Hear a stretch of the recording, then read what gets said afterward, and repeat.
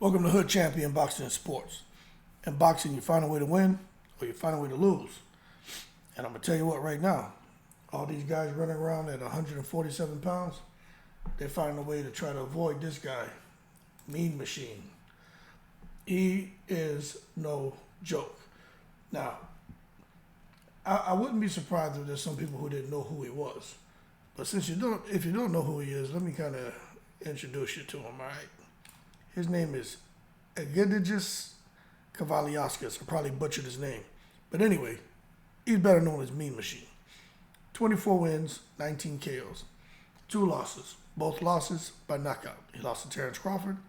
He lost to Virgil Ortiz. Okay? He has an 80% KO ratio. 71-inch reach, 5'9". That 71-inch reach causes a lot of problems. From Lithuania, 35 years old now, this man can fight. He's what you call, Dylan White says maximum violence. Mean Machine is maximum violence inside the ring. Now, I was paying attention to this here, and I noticed that Mean Machine had just fought. It looks like, he bubbled up from 147. Looks to me like a stay busy fight. Fought Jose Marufo, 14 wins, 12 losses, and Mean Machine was able to get the KO within 3 rounds. But what I want y'all to understand about this guy, right? He lost to Virgil Ortiz, and then he lost here to Terence Crawford at 147. But nobody wants to fight this guy, period. They don't want nothing to do with him. Now, he fought Terence Crawford back in 2019. And let me tell you something. In case you've been sleeping underneath a rock, Terence Crawford's one of boxing's elite pound-for-pound fighters. Many people feel after the Earl Spence win, Crawford is the pound-for-pound fighter, period. But even Crawford, as the pound-for-pound fighter, he struggled at times against Mean Machine, big time. But, eventually, he did what he normally does, especially when he goes to the phone booth and turns into Southpaw Man, as he was able to close the show. And what I would say is, impressive fashion, right? Crawford ended up scoring 3 knockdowns to go on to a 9th round victory over Mean Machine. But let me tell you something. It was very, very difficult to get that victory over this underdog. But Crawford ended up retaining his 147-pound world title. Now, although he scored a knockdown in the 7th round and 2 more in the 9th, let me tell you something. Crawford took his share of blows. Very simple. Okay? He even joked about this fight with Mean Machine saying, I thought I had to entertain y'all for a little bit, just trying to be funny. But he couldn't get the attention off of himself that Crawford looked vulnerable in that fight. And I don't care what anyone says. This guy, Mean Machine, dropped Crawford. Okay? And Crawford, Crawford doesn't really want to give fighters credit because he's so used to dominating. But he did say he's a strong fighter. He's durable. But I just thought I'd give the crowd something to cheer for. That's Crawford's way of saying, you underestimate this guy, he will knock you out. And that's what Crawford learned. That's when after Crawford got beamed, he got the Lithuanian beans put on him. Crawford got serious and buckled down and did what he had to do. But one thing about Mean Machine, he's a courageous guy. He's a very good fighter, right? Everyone's known that he was a good fighter, and there's no easy way out when you're in a ring with a guy like this. You may look at him and say, hey, maybe this is someone that can be walked over. But the heart that he had and the way he was able to get in there and give Crawford the business speaks volumes. In addition to that, he was able to do it against Virgil Ortiz. Now, the uniqueness of the Virgil Ortiz fight is Virgil Ortiz knocked him down 5 times. But Virgil Ortiz had to go through hell to get those knockdowns.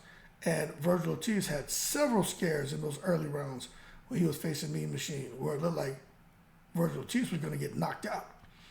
But if you haven't seen Virgil Ortiz and Egidijus, I'm butchering his name, but you know who I'm talking about, Kavialauskas, Mean Machine, go to YouTube and put that in. Virgil Ortiz against Mean Machine or Kavialauskas, right? You go check that out, right? And then you come back and you leave a comment and you tell me what you think. Now, this is his name right here. Egidijus Kavialauskas. And he gets busy. But when you really think about what's going on with Mean Machine and what could possibly be next for him, I've already said I think Jerome Boots Ennis should fight him. It seems like, since I've done that video, look, I'm not saying I'm the only one who thinks of these things, but what I will say is I was the only one who was talking about Jerome Boots Ennis fighting Mean Machine. Then I put my videos out there on Twitter and everywhere else. A few days later, people start talking about Jerome Boots Ennis should fight Mean Machine. So I take it as a compliment if somebody sees something that I posted and say, hey, that kind of makes sense. But I ain't even worried about nobody giving me credit because you know what? Everybody has a boxing mind and maybe they're thinking the same thing. Except when I hear somebody say, put the bing bings on them. Those are my words, so that's just somebody taking it to the stupid. But you know what? It's all good. But when you look at this racking stat, and I've talked about this before, with Terence Crawford, he's in the breeze, people. I'm seeing that Earl Spence is turning down the fight. I'm gonna be honest with you, I don't know what to believe, but the bottom line is Terence Crawford don't have anything. He doesn't have anything lined up. Earl Spence doesn't seem to care. Jerome Boots Ennis, he's supposed to be fighting Cody Crowley. Then somebody saying no, he's fighting Mario Barrios. He's fighting on the Canelo undercard. I don't know what the hell's going on with Jerome Boots Ennis because I keep seeing different things about him. But one thing I will say is, at some point in time, like I said in the previous video, he needs to be fighting this guy Mean Machine, who's ranked number 10. Now, all these other guys here, Stanley Eunice, not sure what's going on with him, but Santillan looks like he's going to be back in the ring soon. You already know Crowley looks like he'd be trying to weasel his way out of fighting.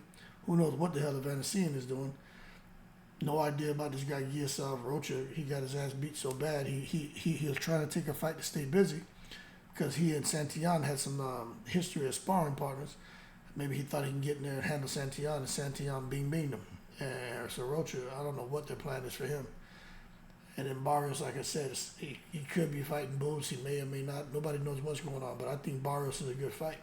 But the bottom line is, out of all these guys, excluding Ennis, Spence, and Crawford, Kavialauskas, Mean Machine, he is the man who I think could beat all these guys.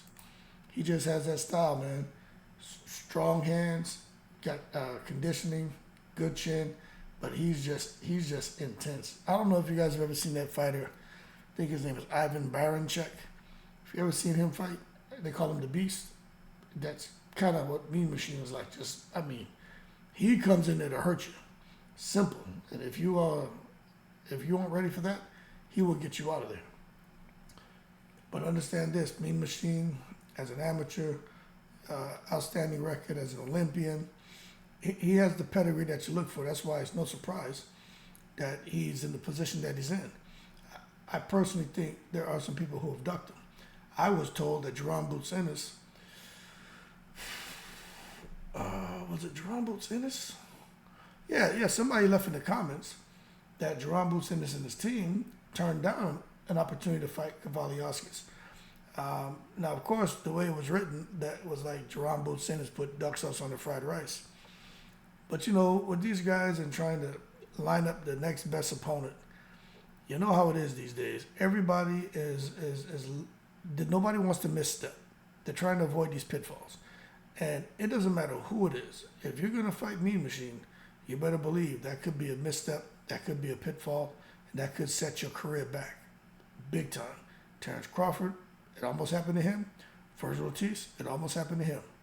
But in those losses, Kavialauskas and his profile was elevated big time because what it proved to the world is he can hang with the elite.